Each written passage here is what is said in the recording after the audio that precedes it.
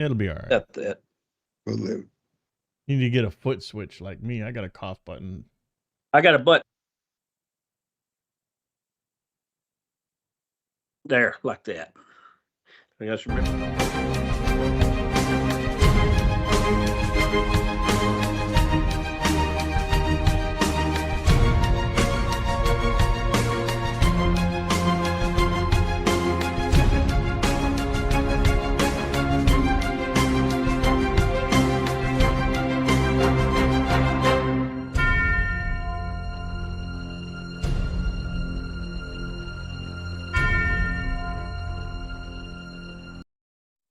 Good evening, everybody. Good evening, Ken. Hello, Ken. Good to see everyone. I want to welcome everyone to episode 599 of Line Upon Line, the second and third horsemen of the apocalypse. Dr. Ricks finally came through and gave me the other two horsemen. He has promised a fourth horseman at some point in the future. I'd like to welcome Stan and Dr. Ricks. As always, if you would start us out, that would be wonderful. Okay, these are kind of dad groaners and, well, we'll tell you the other guy in a minute. The dad says, you know, I have a very clear conscience. Never used it. The dad tells this joke. What state has the smallest soft drinks and the biggest scams? You guessed it. Minnesota. Minnesota.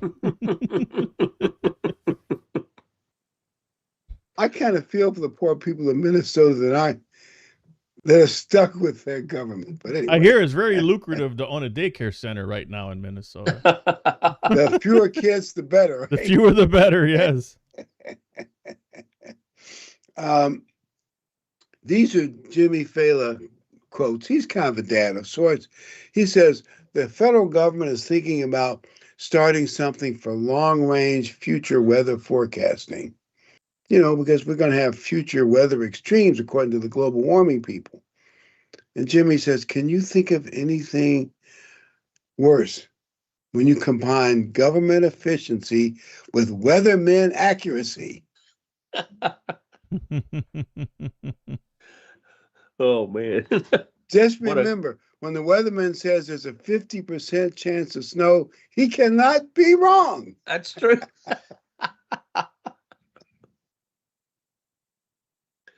Okay, this is the pièce resistance. Okay, called the bus ride. Little boy's getting ready to get on the city bus, and his mother says, be sure to tell the bus driver you're 4 years old.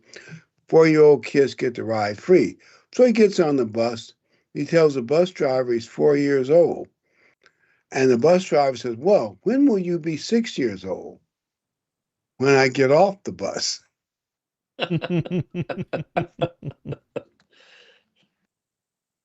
Just one of the many scams that are out there. Okay. Why the red and black horsemen of the apocalypse? And we're going to take them in the logical order. The first one, which we talked about already, the first horse, where people are conquered by deception. And the reason why I think that fits in the logical order is, first you have to control populations by deceiving them. Mm-hmm.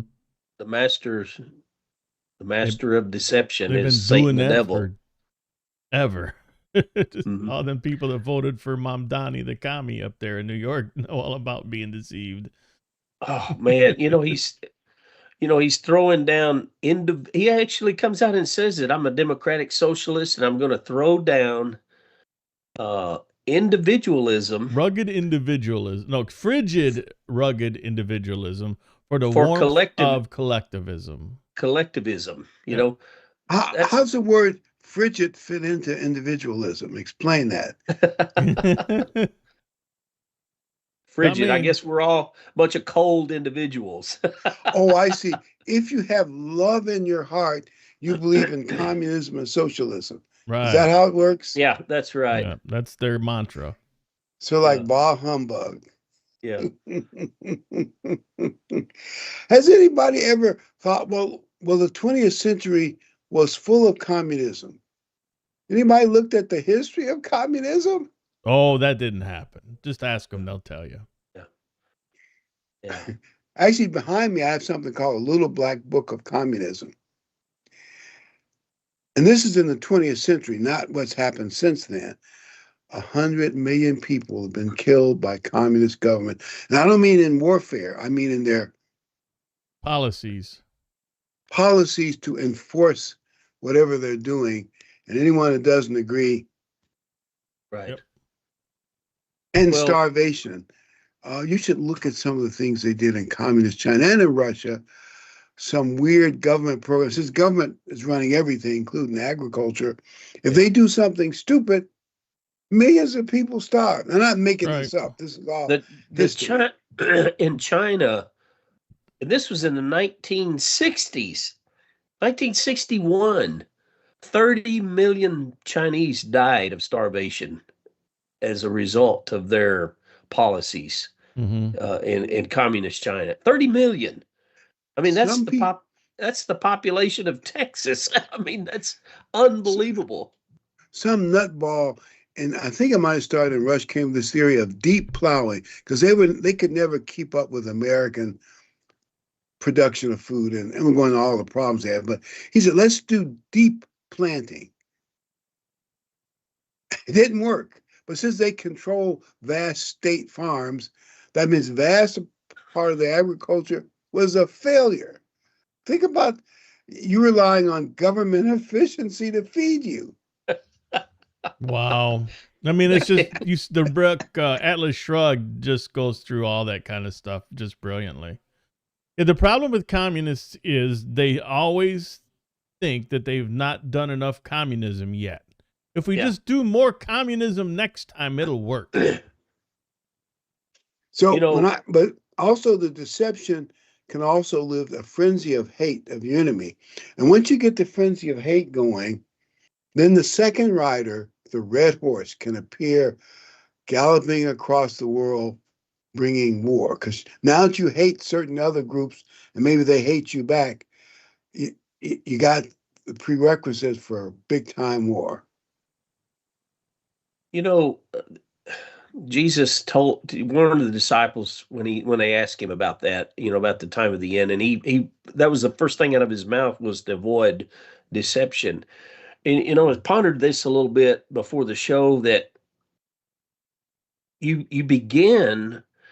I mean, the end game is religious deception, of course, what Jesus was referring to, but it begins with social and political deception in order to gain the favor of the masses, like Adolf Hitler did. And of course, Mussolini was actually started fascism in Italy and I believe he was a great influence on Hitler. When Hitler saw how easy he could get away with it, he adopted the same policies and became buddies with Mussolini. But Hitler certainly used political deception and social deception to deceive the masses into supporting him and actually worshiping him at some point. And then that leads to religious deception, of course, is the theme that's in the book of Revelation and the book of Matthew, certainly. I think this is true. Most churches, many of them, were pressured to put a picture of Hitler in the church. Mm-hmm. And Xi Jinping a few years ago said something like, no church can put anybody higher than the Communist Party and himself. Exactly, because there are a lot of, at least a fair number of Catholic churches that are regulated by the Communist Party and Communist China. But nobody can be, that means Christ, cannot be higher than the Communist Party leader. I know that almost sounds crazy to us, but I'm sure that's what I read. Yeah. That wouldn't surprise me, when you look at pictures of Hitler during World War II were everywhere. I mean, every office building, every government building, every commander leader in the military had his picture plastered all over the whole country. Hitler said, what was his saying? Deutschland is Hitler, Hitler is Deutschland. Hmm. Germany is Hitler, Hitler is Germany. And he made all of those military soldiers vow allegiance to him, and they had to make this vow. And if they broke that vow, they could be court-martialed and killed because they defied his direct orders or his orders to the military. So once they made that vow, they were on board with their lives to obey every whim of his command. My understanding is the way it went down was Hitler had a private army, the SA, and then some other subgroups within that, like the SS. And he had millions, or at least several, and they fought in the streets of Germany and some other places to bring their party to power, just like Mussolini did. He made a deal with the army. The army said, we can't have two armies in Germany.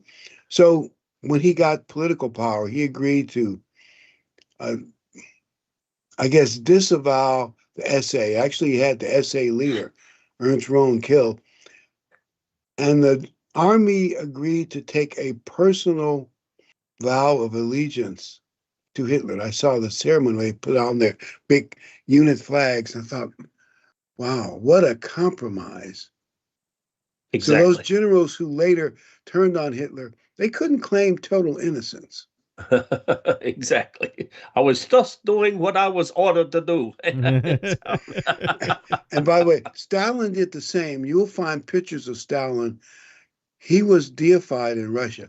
I know you think of that little guy with the squeaky voice was deified, but however they did it, they saw an actor who looked like Stalin, but better, and they photographed it. And what can I say?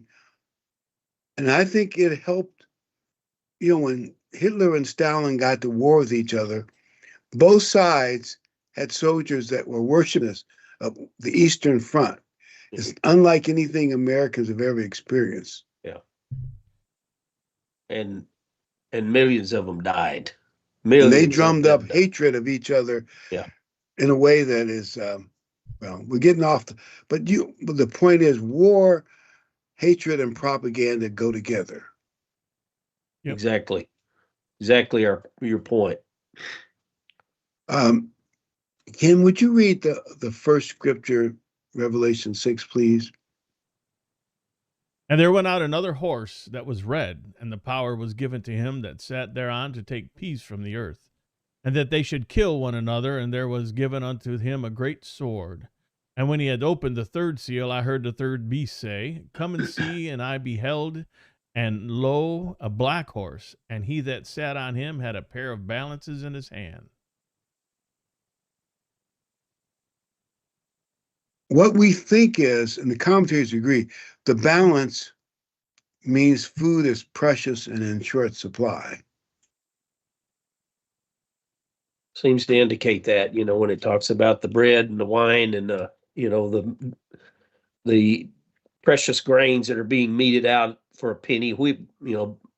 I forget what the omer of wheat for a penny and the omer of barley for a penny, and take care not to touch the oil or the wine. It's almost like it's being meted out in just little bitty parcels at a time because it's very scarce, and that's Sounds like certainly communism. that sounds like communism. Well, I mean, when food shortages can happen in the as a result of war, Yes. and you're making that point, but it can happen in the event of natural disasters as well, as we've seen here recently. I hate to keep going back to World War II, but when the Germans saw that the Americans were supplying the British with supplies to maintain even before we got into the war, I wanted to make this point. That was one thing, the reason for their success of their submarines to sink American supply ships that were going back and forth between the United States and England. Did you know that they sunk over 3,000 American ships during World War II? That is a staggering number of people, personnel, military hardware, food, and some of those ships went down with 800 or so, or troop transports, especially when the war began. But can you imagine looking out into the Gulf and seeing 3,000 ships and then all of them disappeared in World War II? It's an enormous amount of loss as a result of war, and trying to and that breakdown of supply lines caused a lot of trouble for not only Britain but the other allies that we were supporting as well. Yeah, and in fact, we had 3,000 to lose is kind of amazing because we were pumping them out just so Yep. fast at that Yeah. time. And the whole point of blockades is to starve out the other side. And in most wars, blockades are a factor, not just sieging cities, of course, that's historic, but in World War one key factor that most don't know is the British naval blockade. They won the big naval battle in the Baltic to push the German Navy back in, was hurting food in Germany. Both sides were almost starved, though. Believe it or not, the British at one point were eating mostly turnips. That's how bad it got in Britain in World War One. But after they had to cease fire, the British kept the blockade on for a whole nother year to force the Germans to sign the Versailles Treaty, even though there was starvation in Germany. That, it's war can be cruel. Yeah.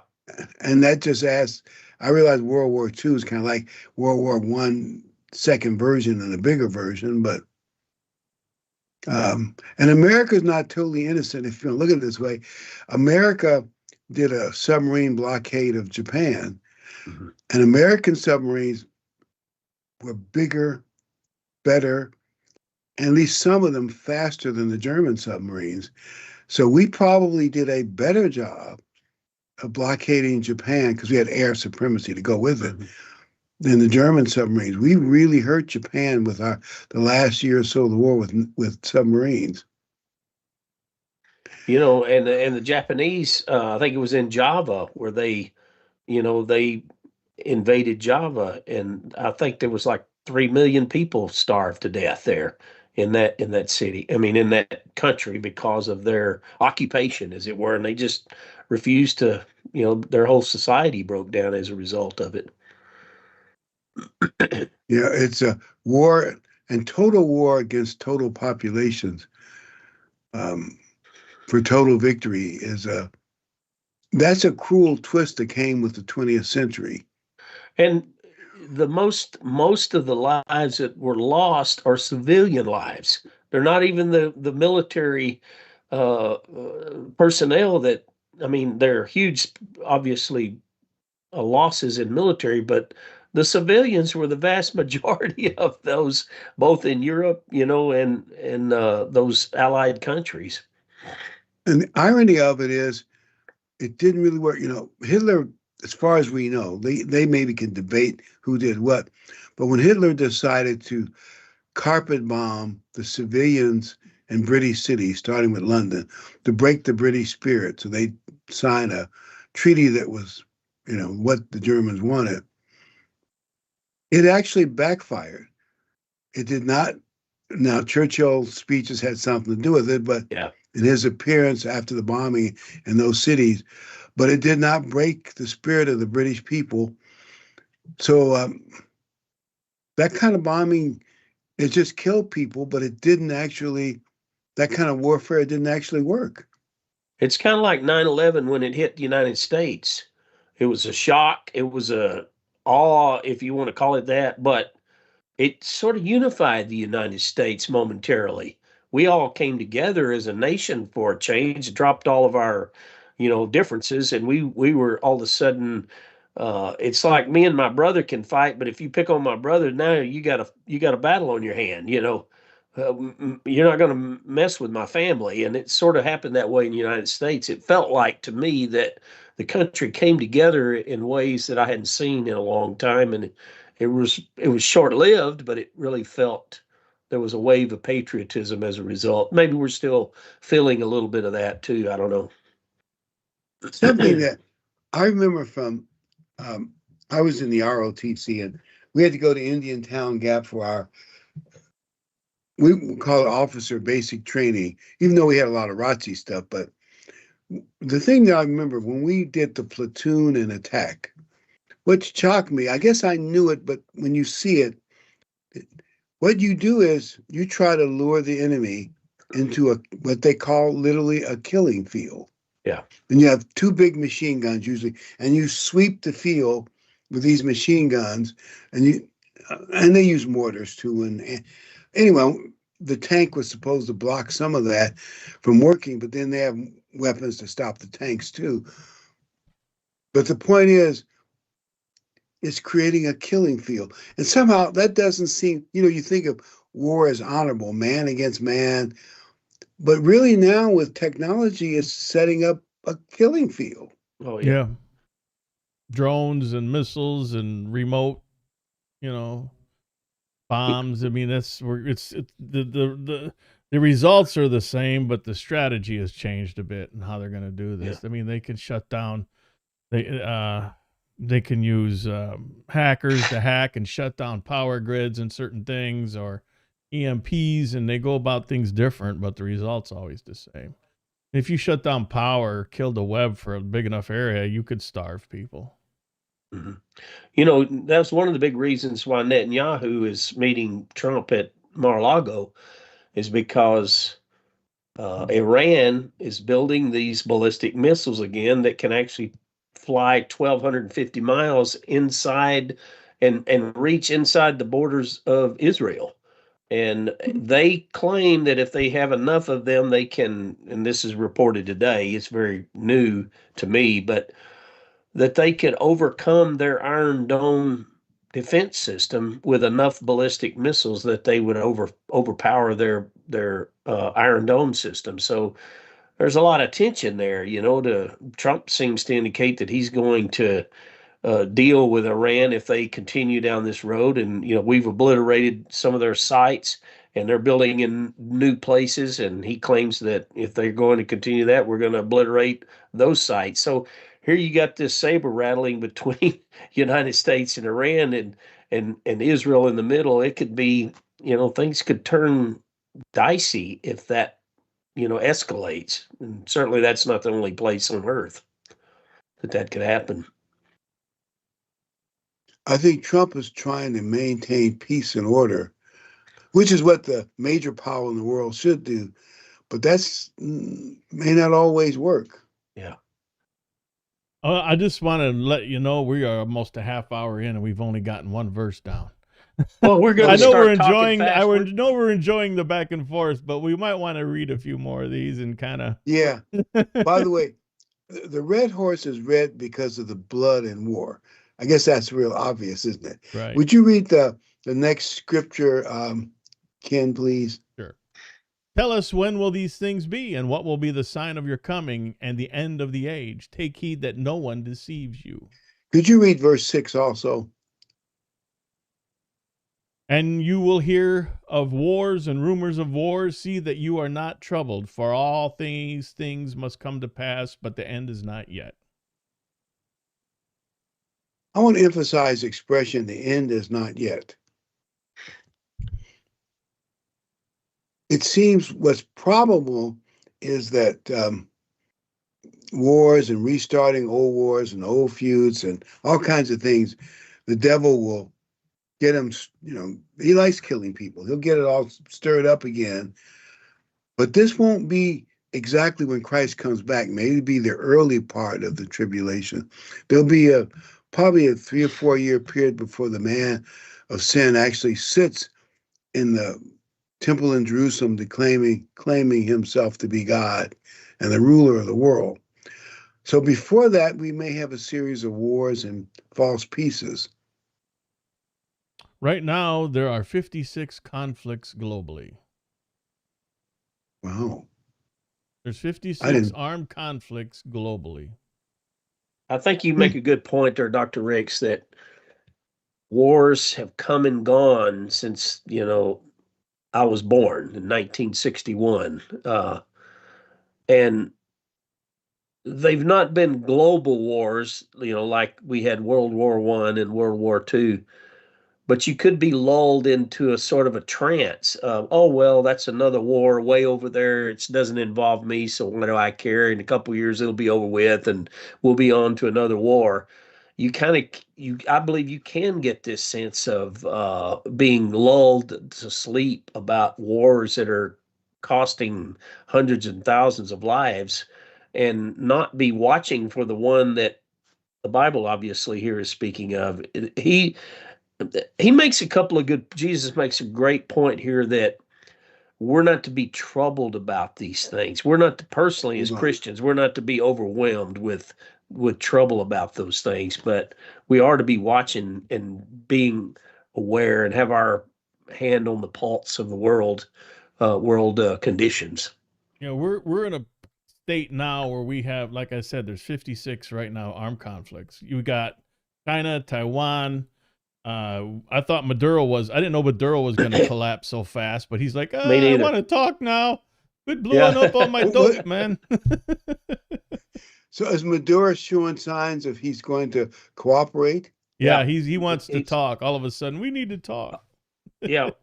We're friends with the United States. They're our buddies, man. Quit blowing up my dope. We're brother. Actually, he said brother nations or something like Yeah, that. yeah, You know, he did. Yeah. brother nations. I was like, what did this come from? I But there's guess. we constantly hearing about things that could happen. I mean, there's rumors that wars are going to start, or maybe, or Yeah. the signs call to that there a conflict may start at any time with a number of countries in Europe and Asia, and even on this continent down south. Yeah. So it's we are the world is in that state. I think there's wars and rumors of wars all over the place right now. Here's a good one. If Venezuela falls from the communist camp, that actually threatens Cuba. So Cuba could be the next one. Yeah. And Cuba could fall in the future too. Who was And the lady? Cuban people could be free. Who was the lady that said if there was a highway between Cuba and Florida, all the people would leave Cuba and go to Florida? It'd be one-way road. I mean, you talk about influence. What kind of dynamic would that change? You know, the political world. Uh, you know, the communist party on that side of the world compared to the if we took over that whole country. I mean, that's.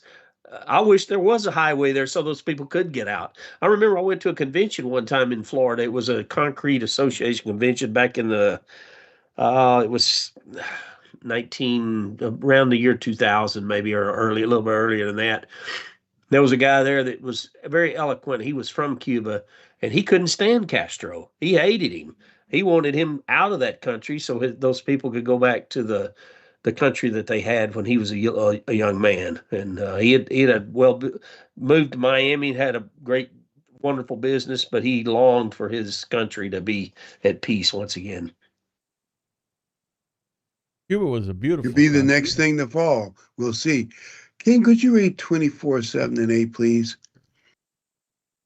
For nation will rise against nation, and kingdom against kingdom, and there will be famines, pestilences, and earthquakes in various places.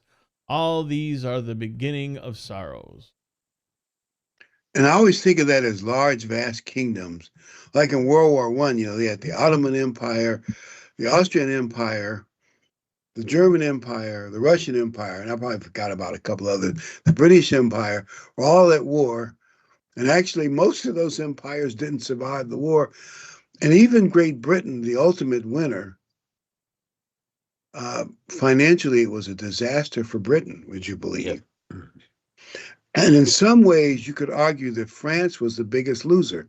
Most of the war was fought inside France, proportion to the population, their casualties, and men being wounded was enormous.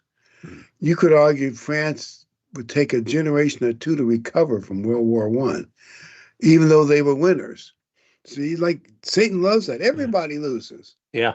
You know, I'm glad you mentioned that. I think Britain, I forget what the debt was that Britain owed the United States. It was like 50 years to pay it off. I can't remember if the U.S. government at some point, let that debt go, or whether they eventually paid it all back. But it was a huge amount of money, and because we supplied them with so many planes and ships and supplies, and they were broke basically by the end of the war, even though, like you said, they won the war. They won they were on this winning side. They were in desperate entanglements at the end there financially. And some would say, well, didn't in the Versailles Treaty they make Germany pay France and Britain for all they lost? Germany was suffering so much they really couldn't. So No, it didn't really work. It might yeah, look good on paper, but it yeah. didn't actually work. One of the So things one of the points here I wrote here, these things again are natural, or they're like natural results of power, greed, lust for control, and they have complete disregard for the poor, the needy, and you know the little guys. The Mm-hmm. citizens out here. These people, or these power struggles over economies, over people, over nations, the little people end up losing and suffering the most. And by the way, I don't know. I guess you guys saw what was happening in Britain here in the Parliament not 2 weeks ago. I sort of had these rumblings in the back of my mind that here, that the king was trying to step into Parliament there because of the infighting and the things that were being said. Uh, it made me wonder if there would be a time when a monarchy would arrive again in England, if that's a possibility.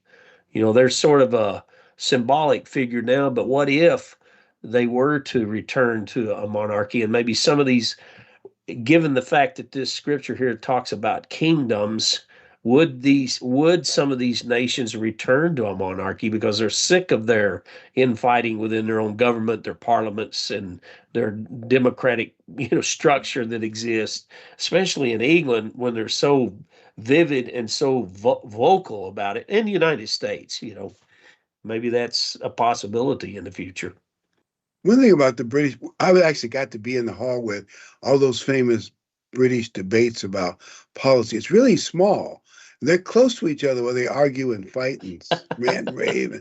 And they have to have the royal scepter there when they're doing really important stuff like budget to show that they represent the king and the crown. But if you study a lot of these European countries, their parliamentary system, including France, is so complex, and Germany, that I don't know.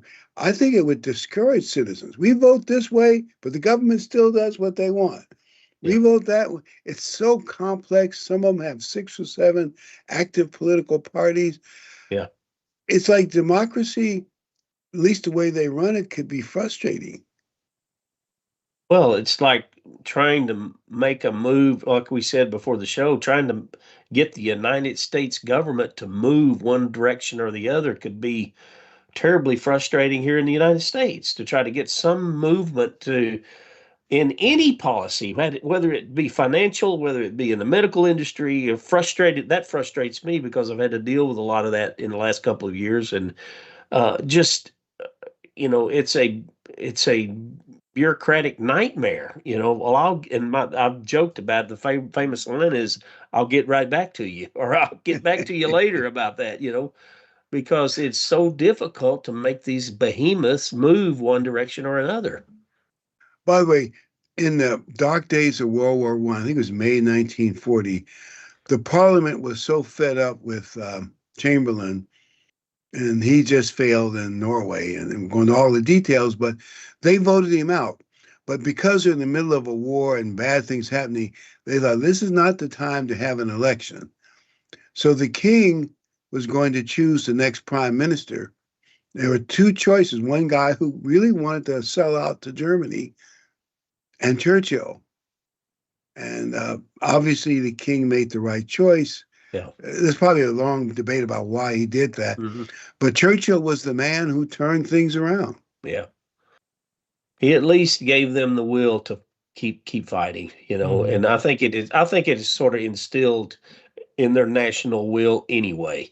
but he sort of rekindled the fire, the flame within that nation to never surrender, never give up. I like his saying, he says, Jesus in Matthew 24 said, all of these are the beginning of sorrows. Yep.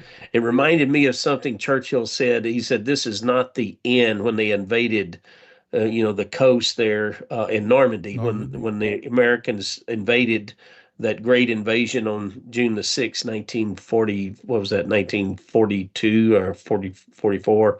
He says, this is not the end, nor is this the beginning of the end, but this is certainly the end of the beginning. You know, Yeah. and what made me think of that is Jesus said here, because there's going to be famines, pestilences, earthquakes, wars, rumors of wars, and he says these are the beginning of sorrows. And that sort of goes along with that statement. This is not the end, and it's not the beginning of the end, but it's the end of the very beginning of the great tribulation period, the heavenly signs, and the day of the Lord that may go on for a 3.5 year period. So just because you see these things coming about, there will be all kinds of false prophets standing up and saying the end of the world is happening next Tuesday. It's not going Yeah. to happen next Tuesday. No. As Yeah. bad as it is, as bad as things get, we're told it's just the beginning. Yeah. Yeah. I'm not setting dates because, we're not supposed to do that. But I cannot see how Christ could come back in the next few years. There are too many things that have to be fulfilled in Bible prophecy. So anybody who yells, "Oh, the end is coming," in 10 months or in November, October, they're just crying wolf, wolf. When the Israelites left Egypt, you could read through that story in about 15 minutes. But if you think about each one of those plagues coming about upon the nation of Egypt, and the meeting that Moses had with Pharaoh, and then promising, to let the people go, and then recanting, and then Moses sends the plague, and the plague occurs, and then all this death in the sea, or water turned to blood, and the plague of the lice and the frogs, and then Pharaoh recants, and then he apologizes, and he begs God to turn away the plague. This took time. Each one of those plagues probably took a minimum of 2 to 3 weeks to transpire from the time Moses met till he said, I'll let them go. I'll let them go. Please stop the plague. And if you multiply that by 10 plagues, or maybe 9 or possibly 10, you're talking 30 weeks. That's just for that story there of one nation. So on a global scale of the things that God has predicted or prophesied about all of these various nations coming together to fulfill all of these prophecies, it's going to take some time. It truly is, for all of these pieces to fall into place, for it to come about as Jesus and many of the prophets described. And we believe there'll be like a pulsating set of war, peace, war, peace. And it may vary with parts of the globe, so that you're going to have pure, then there'll be false peace in the middle. And that will allow what God said to happen. But want to add one more thing to consider. If you do, since war and blockades lead to starvation and famine, when the beast says, either you'll wear a mark or whatever the mark is, you'll do something or wear something to show your fidelity to the beast dictatorship, or you will not be able to buy and shop. You see how that takes on greater importance when you've had periods of food shortages. Yep. People are going to take it. They're going to want it because they've been starved. Well, I say my advice is decide now. Decide now which side you're going to be on, because you can't wait till you get in the midst of a stressful situation to make maybe one of the most important decisions of your life, is determining now that you're going to watch for these things. You're going to be able to identify who this person is and the system he represents, and decide which side you're going to be on now, and have it cemented in your mind that this is where you're going to be no matter what, because God, he just got through saying that we're not to be overly concerned about all these events. Right. He's telling his disciples of that. Don't be overly concerned about all of these things that are going to come to pass. See that you be not troubled, he said. And that means with this decision to take this mark or not. Yeah, it just kind of goes along with my theory that God calls pretty stubborn people. We're pretty stubborn. You tell us that. I mean, once we learn the truth, we're pretty stubborn about holding to it, and we're pretty stubborn about keeping his holy days, and we're pretty stubborn about keeping the Sabbath, and not doing things that he doesn't want us to do. And it just seems to be a kind of a running thread that goes through most of the people that are called. The motivation, I think, a lot of times for me comes from like not only patriotism for the soldiers who died for our country, but historically in religion, there were men and women who sang hymns while they were being burned at the stake. You talk about resilience, you talk about dedication, you talk about making the decision long before the event came about that they were not going to do anything but the will of God in their heart and their mind, and that was it. And you couldn't have turned them with any kind of threat or of violence to their own person. They were staunch, and so I've always drawn on that courage Mhm. of people that I cannot think of our generation letting down the torch on our watch to say, well, you all did all this down through history, but we gave up at the very last minute. We have to stand staunchly and stand shoulder to shoulder with them. Yep. Make up your And one mind thing, now. however, uh, God will make a way for those he's protecting. Although I thought we might have to eat less calories than we're used to. And some of us need to do that. Yeah. But anyway, um, but I was thinking what you said, Stan, about one of the biggest decisions in our life and in our immortal life. Yeah, absolutely. The promise of eternal life. Um, Talking about that fluctuation between war and peace, would you go to Matthew 24:36, please, Ken? But of that day and hour no one knows, but my Father only. But as the days of Noah were, so also will the coming of the Son of Man be. For as in the days before the flood, there were eating and drinking, marrying and giving in marriage, until the day that Noah entered the ark, and did not know until the flood came and took them away. So also will be the coming of the Son of Man be.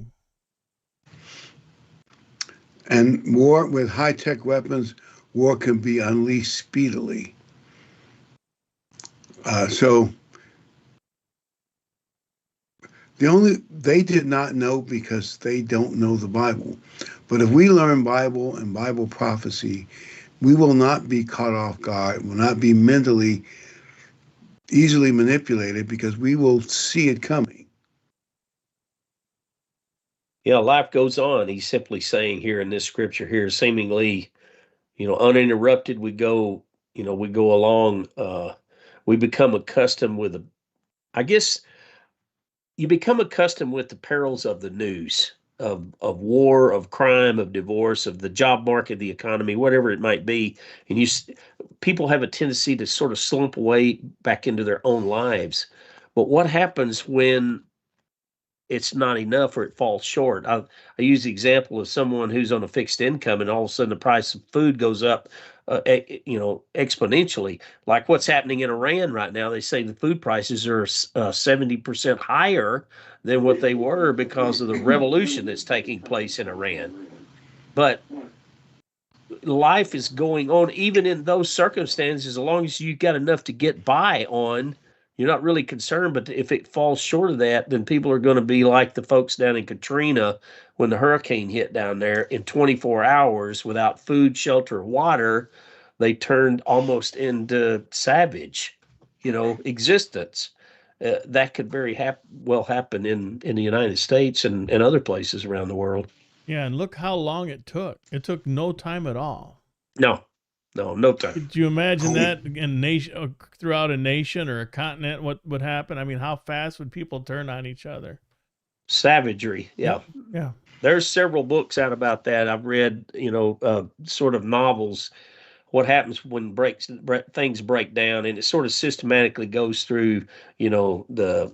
I don't really want to bring it up because it's such a dire subject, but a lot of things break down that you don't think of, and most people are unaware that your cell phone quits working, or your electricity goes out. What all is a result of that? There are so many domino effects of that, in hospitals and old folks homes and things like that, that you don't even imagine. Cars quit running. I mean, there's a lot of things to take in, and you really can't digest all of that while it's happening. You got to really sort of predict and sort of process that now while you're on an even keel. Yeah, and the system we live in is very complex to get something to market right now. Yeah. It's a very complex system, and if any kind of one of those pieces or components breaks down, there's only a few days of worth of food in that grocery store, and it ain't And many. in the food chain, even in Yeah, the and the food entire chain. food chain is straight to the shelves because there's no Yeah. warehousing of stuff. They don't warehouse No. stuff anymore to the most part. it's all moving. Everything's It's all moving moving. constantly. Yeah. I remember they had this big snowstorm. We were in Eastern City. Won't go into details. But what surprised me was a lot of people didn't have 2 or 3 days worth of food in their homes. They were going to convenience stores, which were closing early because of the storm, running out of food. They said, but we don't have it. I was thinking, it isn't smart, especially in the wintertime, but even other times of year, to not have a few days worth of food stored up, canned goods or something. But you'd be surprised how many people don't have that. It's kind of Hmm. like going camping. When you go camping, you take water, food, and supplies to survive 2 or 3 days. You would think people would at least have the foresight to do that and be smart and think about, at least if we had power go off here 4 or 5 days before, and the snowmageddon, we called it in Texas, and Mhm. we about froze to death and starved to death. Not me personally, but people were unprepared for that. It was a good test, though. It really was. Yeah, and we Christians, though I think God will take care of us. We need to try to have a little bit of backup food and some other backup stuff if you can afford it. I Hmm. think one of the big principles Jesus talked about, though, was when he talked about the virgins having the oil. We Christians are supposed to be spiritually prepared for that time. We don't panic at the last minute. We're built up this faith, this trust in God prior to these events happening, because number one, we know that they're coming. Second, we know that Jesus knew about them and spoke of them, prophesied about them, and then when they do come, we're not in a frantic state of disbelief and lose our faith or lose our trust in God that He will provide for us. Kim, would you read 1 Thessalonians 5:3, please? For when they say peace and safety, then sudden destruction comes upon them, as labor pains upon a pregnant woman, and they shall not escape. You think of Pearl Harbor, they're actually having peace talks in D.C., and the Japanese ambassador knew that while they were having it, the fleet was on its way to hit Pearl Harbor. And he knew the exact time they're supposed to arrive anyway. But the historical model is just because they're talking peace does not mean they're not planning war. you know, Hitler did the same thing with Neville Chamberlain. When he had him sign the peace paper, Neville Chamberlain waving the paper saying there's peace in our time. Hitler had already had the plans drawn up for war. So, yeah, that doesn't mean anything just because they sign a piece of paper. Yeah. Deception is a part of warfare, misinformation, or whatever they call it. Would you read 1 Thessalonians 5, 4, and 5, please, Ken? But you, brethren, are not in darkness, so that this day should overtake you as a thief. You are all sons of light and sons of the day. We are not of the night nor of darkness. That's a really important scripture to look at. While it's true, no one knows exactly when Christ is coming back, and we have to stay ever ready.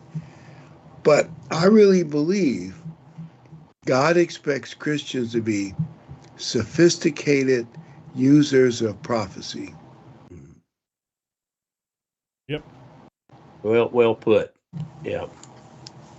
And yeah, screaming chicken every other day, setting dates, being the one that think you know it all and you know when Christ is coming is all it does is damage to the people who listen and hear and possibly believe what you're telling, because then they lose trust in Christianity as a result.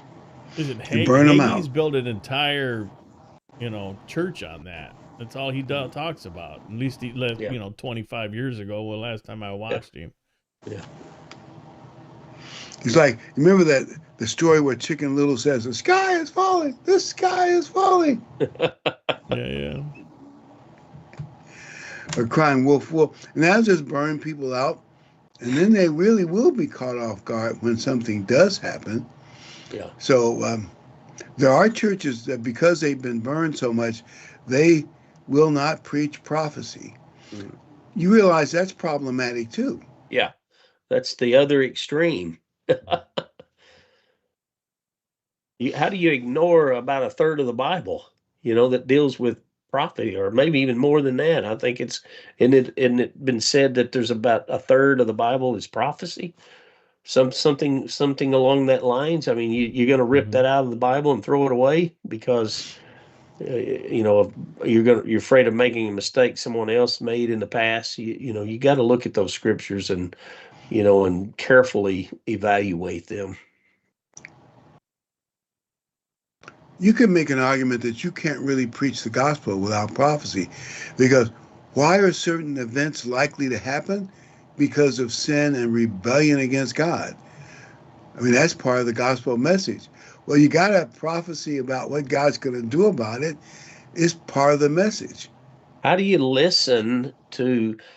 not listen to the news, not listen to what's going on around the world, when Jesus said, you will hear of wars, rumors of wars, famine, pestilence, earthquakes in different places around the world? If you're not paying attention or watching the news or ever reading an article about what's going on in the world, how are you going to hear those things? You've got to be able to have access to at least some limited amount of news around the world. The why of prophecy is important, but that's part of the gospel message. Why? Yeah. Because we're bad. Yeah. Bad. And America and Britain need to repent. And we could, a little bit of repentance could make things better, longer. Yeah. And you have to give Charlie Kirk some credit for saying, he said such unbelievable things as, you should fall in love, get married, and have children. Would you believe some of the far left consider that radical? Yeah.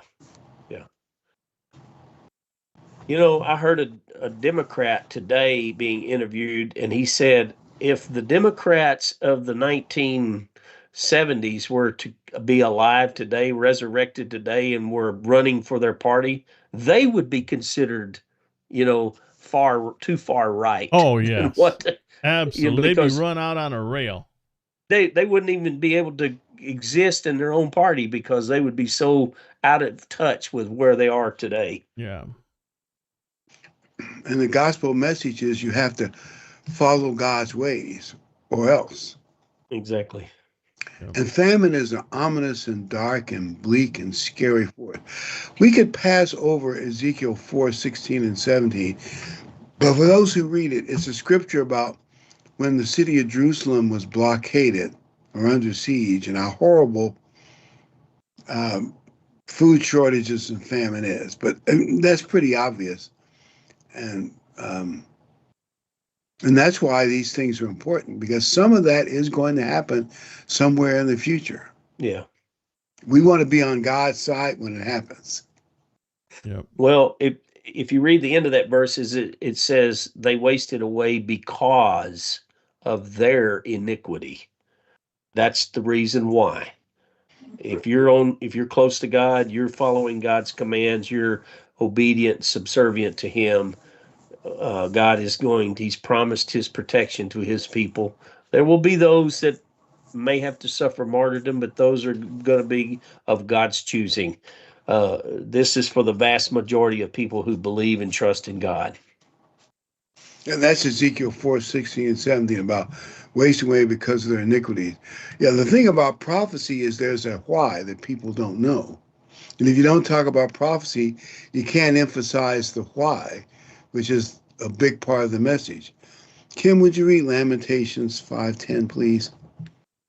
Our skin was black like an oven because of the terrible famine. And it's like this jet black horse comes screaming across the globe after war, bringing famine and starvation. And it's a scary thought, but because of the world's evils, that is coming.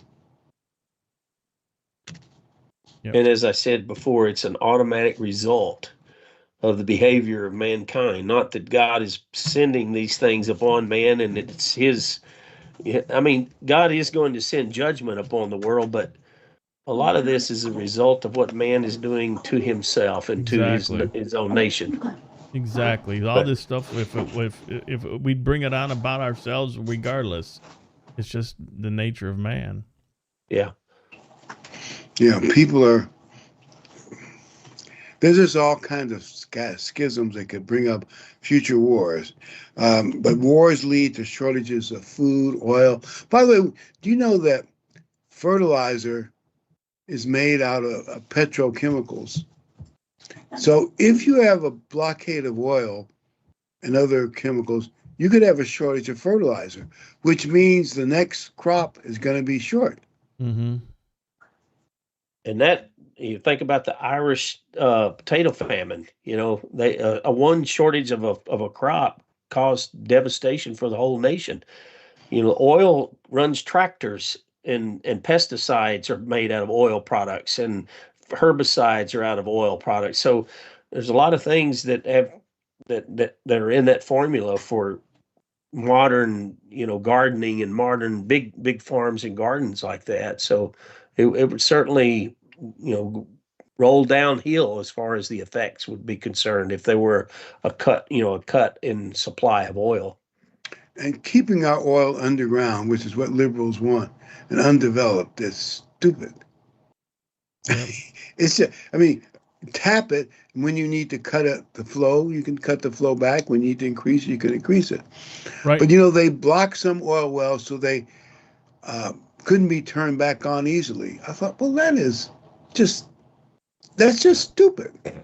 Right now that we have a shortage of chocolate. That's why candy bars are ridiculously priced right now, or all chocolates ridiculously priced. I didn't know that. There is a pestilence in the cocoa fields. There's a blight or something in cocoa plants right now, and they're not putting out as much, cocoa for the chocolate, and it's causing a shortage. Everybody said it was, people like to, lie and say it has something to do with tariffs, but it's nothing to do with tariffs. It's a blight in the crop right now where they grow cocoa. They say the same thing about beef. Beef is more complicated, but I'm told there's some kind of beef disease in South America, in which a lot of our beef comes from, that's making cows sick. And the problem is, even when they get the disease problem fixed, you just can't get beef herds to come back just like that. Yeah. Well, you've seen what happened with the eggs. Eggs were $8 a dozen. $7, $8 a dozen a couple years ago. Yeah. They were ridiculous. We were, I mean, it was at least, I think it was like that much. In some areas, it was that much. At a gas station, a dozen of eggs was $10. So in the grocery store, is like $5, $6, $7 for a dozen eggs. Yeah. So I mean, it doesn't take much anymore, and because everybody relies on it. People don't have their gardens and their own chickens and their own cattle and everything like they used to. Many years ago, people could kind of be, but we've seen the Depression, what happened there. And, those people had farms and they still had trouble. And we saw the Dust Bowls wiped out all the crops in, what was that, the 20s or 30s or something like that. Mm-hmm. I mean, we've seen these things in the past, and it wouldn't, and that's when the system was extremely simple. The systems to get food, like I said, are so complex. One little thing, and it's can disrupt the systems. Programs crash in the system. We've seen programs crash, and airports don't move, planes don't land, planes don't take off. Our system is extremely delicate. Yeah, very fragile. We talked about before the program how the price of diesel is down to like $2.50. Here a couple years ago, these truck drivers paying over $5, $5.50 a gallon for a truck that has two 500-gallon tanks. That's 1,000 gallons on his truck at $5 a gallon. That's $5,000 for fuel to drive across the country. You think that didn't affect his pocketbook? I mean, they were driving for free. I mean, swapping dollars really. So it's definitely improved from the fuel standpoint in the economy. For your gasoline prices are down probably here in East Texas like $2.30, $2.20, which diesel is helpful. Shouldn't diesel be the cheapest fuel you could buy? It used to be. It was always cheaper. And then they switched it around. It's more. Yeah. I never understood that. Why it became more expensive. Yeah. You remember when? Is that government taxation? No, some maybe, but I think it's just the refineries just think they can get it. You remember when gas was regular plus and super were a dime spread? Yeah. Mm-hmm. Now they're like 40, 50 cent spread. Yeah. Nothing changed. The only thing that changed is that the big gas suppliers or refiners said that we can get it. The people that buy these cars will pay 50 cents a gallon more, or $1. If you own a Mercedes or a Jaguar, you'll pay $1 a gallon more, and it won't blink an eye. And they were right. Diesel is a byproduct of gasoline. Yes. High ends out of the oil that comes out of the ground, the high ends, we call them high ends, the lighter ends of the oil, are the real fines that are gasoline. When they take that out, what's left is diesel. It's a byproduct. It's become more expensive than the gasoline that you process to extract out of the crude oil. Ridiculous. And why it's higher than gasoline is beyond me. Yeah, that's amazing.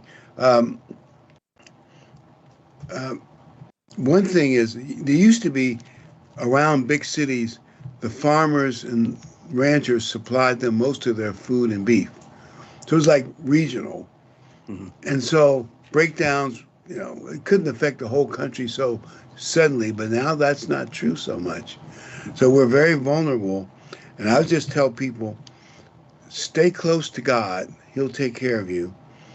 And if we watch events with biblical knowledge, we'll be ready when the time comes. By the way, that's the reason to watch a show like this. Just keep your eye on what's happening. When the gold market's still crazy, the silver market, you know what's going on in silver. There's a lot of banks that shorted it, and they're trying to keep the price down. But in other countries, silver's like $130 an ounce. Wow. In this country, it's 72 or 3 today, and they're trying to keep the price down so when they don't have to cover as much of the short because they'll go out of business. And these are big banks. Yep. It's crazy. That's what's going on. I mean, if you try to buy silver in other countries, you're going to pay $130, $120 US dollars an ounce. I heard that, and I think it's Peru or some country like that. They have some big silver mines. China, a few years ago, by contract, tied up their product. In other words, they're buying up all their silver. Yeah. Why would the U.S. let China get away with that Yeah. in the Well, past? I'm just saying that's what I read. because the politicians are no good. They're That's an easy stupid. answer. Didn't that happen in the United States with gold at one time in the past? Didn't the United States demand that people give up their gold Oh and yeah, sell they it? did. Then They they did. turned around and and I guess because they held all that gold, the price of gold went up. They instantly made millions and millions of dollars as a Yep. result of it. Yep. Pretty good move, a legal move on the part of the U.S. government. Yeah, my dad used to tell me about when they did that. A lot of people didn't turn it in either. Yeah. That's why they still find hidden gold coins around these old farms because they They buried buried it. them. You got it. They weren't turning. They weren't stupid. Them old farmers. They knew better. By the way, next week we're going to have a really tough topic. Um, can God erase your name from the book of life? Can you lose salvation? When you read most, I call worldly commentators, they say, no, no, no, no, no, there's no way. But come next week and see a really good biblical discussion of it. I think it'll surprise you. Um, and as far as prophecy goes, is there a possibility that Trump might be able to hold down wars to a low level until he leaves office or about to leave office? So we could be going into an age of, I'm saying, relative peace. You don't have total peace on this planet. It looks like, and I admit that this is really touchy, the Russians are pushing for victory in Ukraine. But if they get close enough to it, that might be enough, and that war might end. Yeah. That would Yeah. be that would be nice if it ended. Because that's the biggest war, with 3 or 4 million casualties, the biggest war in Europe since World War II, and the biggest high-tech war probably since, well, I'm tempted to say since at least the, well, I don't know. I guess in the 1980s when George H. Bush invaded to rescue Kuwait, maybe that was bigger. But I don't know. I think this Ukraine war is much bigger than that. Well, it's lasted a lot longer, and I mean, we just went in there and overwhelmed them. That didn't take but what very little time at all. Yeah. So this is the biggest thing that's happened in a long, long time. So if it gets settled, maybe we're in for. In the Middle East, I know Hamas has not disarmed, and that's going to be a real uh, problem to settle. But if they work it out, by the way, the Middle East will never be perfectly at peace. And this idea about them, I think, in the part of the plan was they're going to de-radicalize the Muslims that live in Gaza. You all realize that's not going to happen. No, Yeah, it's no, not. no, no. See, the idea they'll no longer hate each other. They won't hate the Jews. I think they've been too dunked in whatever brainwashing you want to call it. Hatred, anti-Semitism in the Middle East will never end. But maybe they can kind of keep the wars tamped down. I think it's to some degree, if you look back at Trump's first term as president, we had a time of relative peace in the world, and then things became very much awry in the last administration and those even before Trump. But, hopefully he can regain some of that status in the world, if you want to call it that, or respect in the world, to limit some of the people that feel that they could be aggressive without retaliation.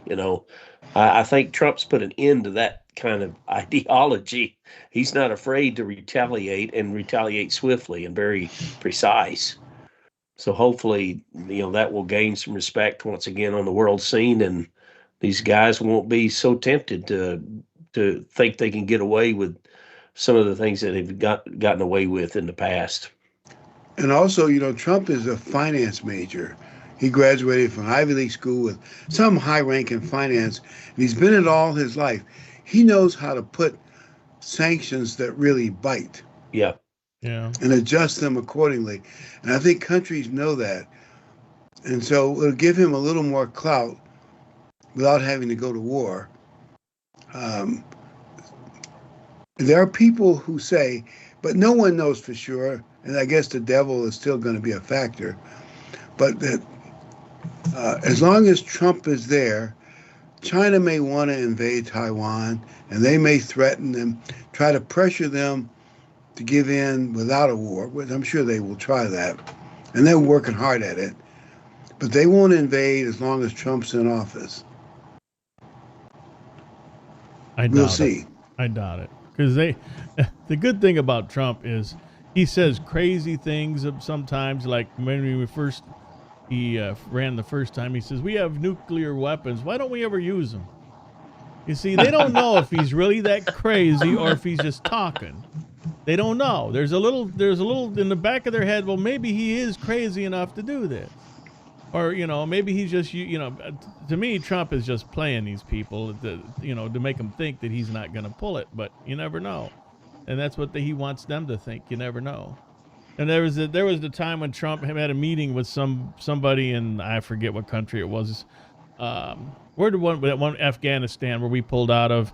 And he went to the meeting. And at the end of the meeting, he said something to the guy, the leader, and no American. He insisted that no Americans be harmed or whatever when they pull out of Afghanistan. And he threw a picture of the guy's house on the table, an aerial photo of the guy's house, and said, "You will not harm a single American." And he just threw his picture of his house, satellite image, and walked out the room. And they didn't bother anybody after that. No, Yeah, I think Trump's last, was it 18 months, hardly anybody got killed in Afghanistan. Yeah. And he had planned for a proper peaceful withdrawal.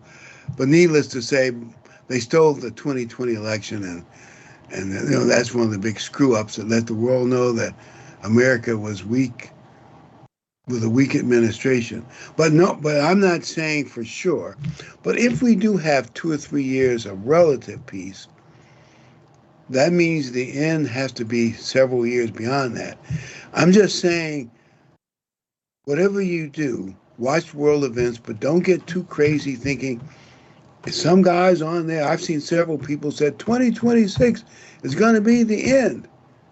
and there was an October, November, whatever they said. That's not going to happen, don't you? Right. Nope. I hope by now people are smarter than that. Oh, I'm sorry. I'm sorry to inform you. Well, it's like the preacher that says that Jesus could come tonight. Are you ready? Oh, man. I mean, if you have any biblical knowledge whatsoever about what Jesus said about the time of the end and the events that are going to occur, that's an impossibility. He's not going to go back on his own word to prove the preacher right. He's just not going to do it. No third temple, no 2 witnesses. We can rattle off a bunch of other stuff. Yeah. Now, I'm not saying that events couldn't speed up or slow down. I realize that has happened before. But even speeding up, it's going to take a little while for all things to fall into place. So I just tell people, watch things, and this on our program is a good way to stay up on biblical knowledge. Yep. And if you haven't yet, make sure you request you got a copy back there. Somebody asked in the chat room if they went out. They went out. You should be getting them. They went out a week ago or so, didn't they? Yes. Yeah. So I just got mine I didn't get mine in the mail. I got one at the home office when I was there this week. So okay. I got they're mine out in the there. mail. Did you? Okay, good. They went out. Yeah. So they're out there. Check your mailbox. You'll get them. And if you don't get it, just contact the home office at theicg.org, and they're free subscription. Nobody will sell your name or email or anything. Nope. Everything is free of charge, nothing asked, and you just plenty of articles and kind of keep up with world events. Good stuff. Good stuff. Yep. Every one of those magazines are chock full of good articles. They're really good. And prophecy updates about news that you haven't heard anywhere else. That's Exactly. right. And with that, I'll say thank you, gentlemen. And we will Thank see you. everyone next week here with the program. Can you be erased from the book of life? Is that kind of how you got it, looking at it there? And that is probably the scariest thing. We may fine tune the title, but that's pretty much it. Gotcha. And that's probably the scariest thing a called out baptized Christian could think about, but got to be covered. So again, everyone, enjoy the rest of your Sabbath, and we'll see you back here again next week. Good night.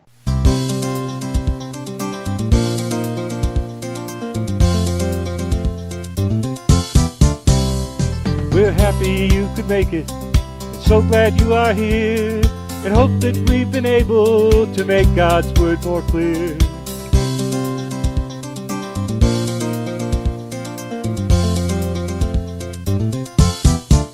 Until next time, may God be with you in everything you try.